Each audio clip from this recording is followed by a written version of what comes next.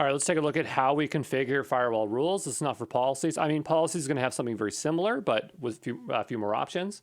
But firewall rules apply directly to a specific VPC, so you'll choose what VPC you want it to apply to.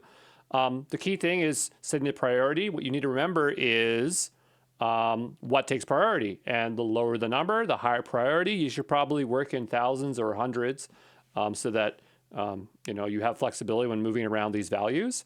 But it always will set as 1,000 as default, so you want to adjust from there whatever you need it to be.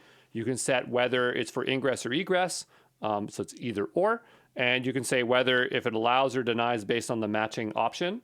Then you need to determine how it matches, so you can set by IPv4, IPv6, a bunch of options here. But the thing that I want to highlight is target tags. I think this is basically the biggest headache with firewall rules, is that you have tags on your virtual machines or your resources within your VPC to determine who they apply to.